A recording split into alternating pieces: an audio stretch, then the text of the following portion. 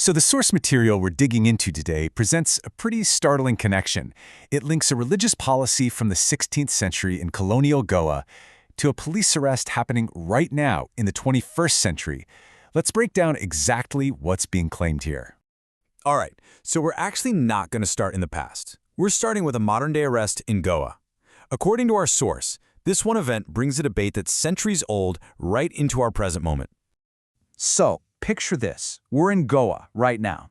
It's a place many people think of as peaceful and beautiful, but our source suggests that underneath that image, there's a really complex and, well, painful history. And at the center of our story is a man named Gautam Katheder. According to the source, he was recently arrested by the police in Goa. And this arrest, it's the jumping-off point for all the historical claims we're about to get into. So the big question is, what did he do? Why was he arrested?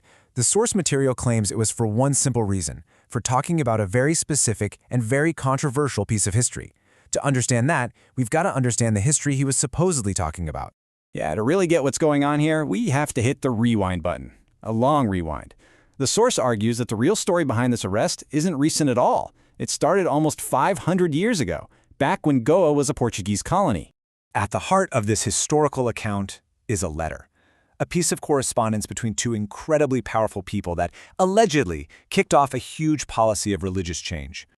So on one side, you have the Catholic missionary, Saint Francis Xavier, and on the other, you have the ruler of Goa at the time, King John III of Portugal.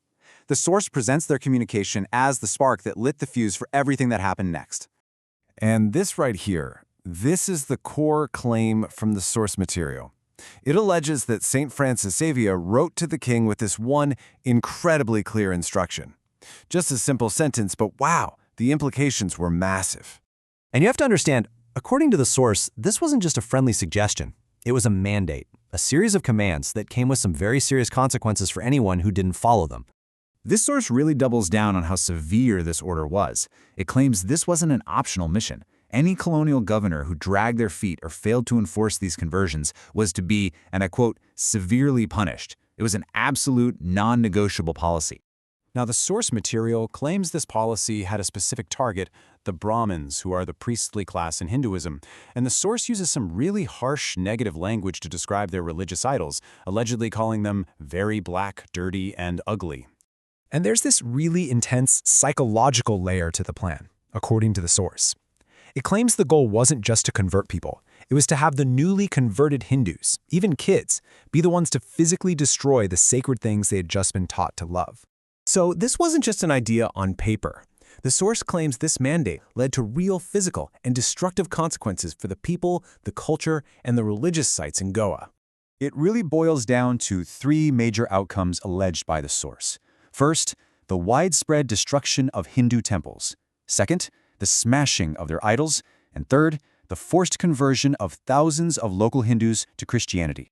And we're not talking about a small number here. The source is very clear. The scale of these alleged forced conversions was in the thousands. An entire community, it claims, was fundamentally changed because of this one directive. Okay, so how on earth does a 16th century policy connect to a modern-day police action? Well, the source we're examining draws a straight line, connecting the dots from then to now. The source basically lays it out like this, like dominoes falling. The letter leads to a royal order. That order leads to destruction and conversion. And then, centuries later, just talking about this history is what allegedly leads to an arrest. So let's be crystal clear about the central claim of our source material. It's that Gautam Kather's supposed crime wasn't some kind of violence or incitement. It was the simple act of public storytelling, of sharing this specific and very controversial version of Goa's past. And you know, this one story from our source really opens up a much bigger, more complicated question. When a part of history is this painful and this contested, how does a society deal with it? It really makes you think about where the line is between remembering the past and provoking new conflict, and who gets to decide where that line is drawn.